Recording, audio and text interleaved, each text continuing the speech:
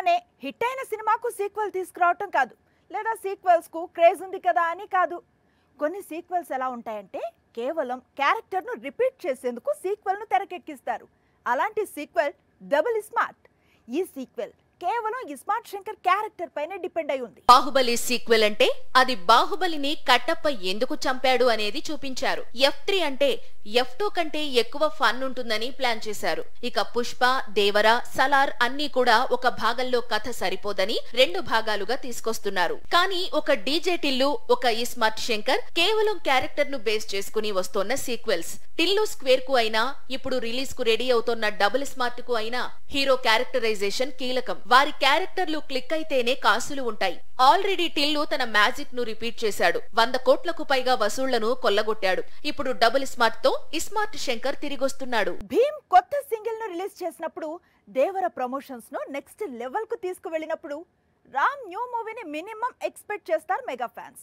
వారి కోసమే అనుకుంటా గేమ్ చేంజర్ పై మరింత క్లారిటీ ఇచ్చాడు శంకర్.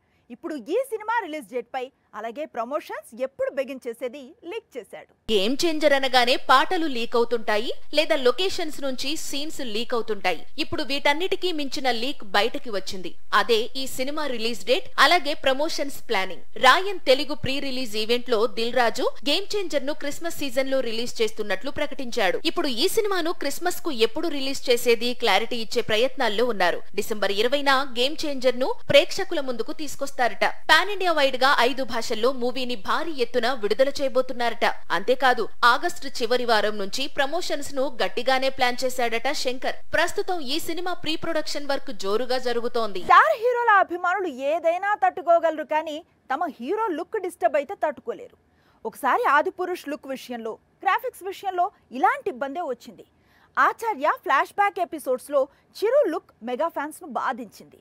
ఇప్పుడు అలాంటి సీన్ విజయ్ కొత్త సినిమాకు రిపీట్ అయింది. దాంతో సోషల్ మీడియాలో విజయ్ లుక్ వైరల్ గా మారింది. ఇదే తమిళ హీరో విజయ్ కొత్త సినిమాలోని లుక్. గతేడాది లియో లాంటి బ్లాక్ బస్టర్ తర్వాత విజయ్ నటిస్తోన్న సినిమా గోట్. గోట్ అంటే గ్రేటెస్ట్ ఆఫ్ ఆల్ టైమ్.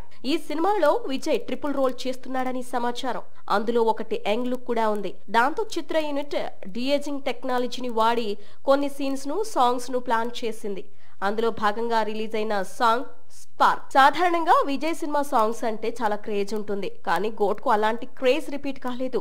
ఎందుకంటే బీట్స్ పెద్దగా ఇంప్రెస్ చేయడం లేదు. ఈ దశలో స్పార్క్ సాంగ్ పై చాలా ఎక్స్పెక్టేషన్స్ కనిపించాయి. కానీ స్పార్క్ సాంగ్ లో విజయ్ లుక్ అస్సలు సెట్ కాకపోవడంతో స్వయంగా హీరో ఫ్యాన్స్ ట్రోల్ చేసే పనిలో పడ్డారు. మార్వెల్ సినిమాలకు మళ్లీ మంచి రోజులు వచ్చాయి. రీసెంట్ గా రిలీజ్ అయిన dead pool and Wolverine Hollywood box office నే కాదు, ఇండియన్ బాక్స్ ఆఫీస్ ను కూడా షేక్ చేస్తోంది.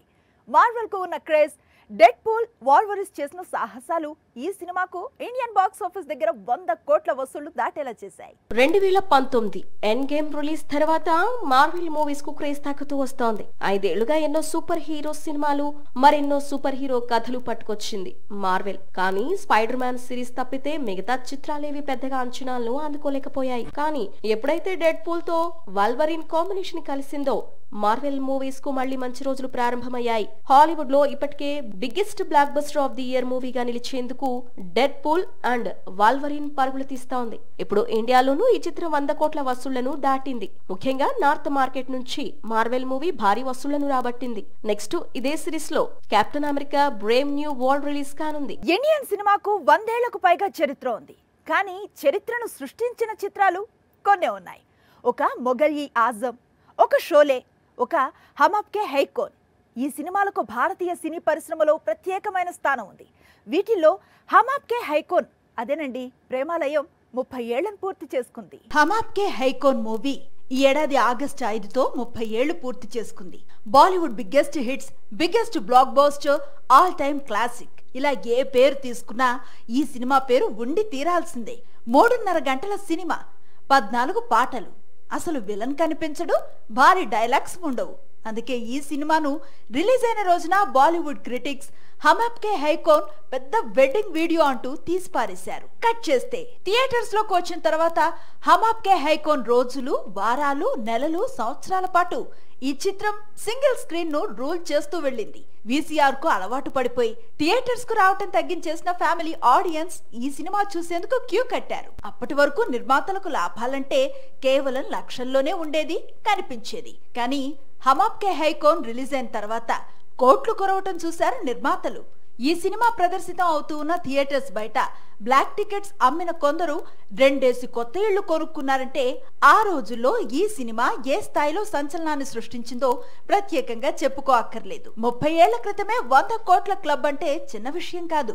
మొగల్-ఈ-ఆజం, షోలే తర్వాత అత్యధిక స్థాయిలో ప్రేక్షకులు థియేటర్స్ కు వచ్చి చూసిన సినిమా హమ్ ఆప్కే హై కౌన్. ఈ రికార్డు ఇప్పటికీ బద్దలు కాలేదు అనేది కొందరు సినిమా పండితులు చెప్పుకొచ్చే మాట. బాలీవుడ్ బాక్స్ ఆఫీస్ ను అమితాబ్ పూర్తిగా రూల్ చేస్తున్న కాలంలో సల్మాన్ అప్పుడప్పుడే స్టార్ గా నిలబడుతున్న రోజుల్లో స్క్రీన్ పై మాధురి చేసిన మ్యాజిక్ ఈ మూవీని మరో స్థాయికి తీసుకువెళ్ళింది.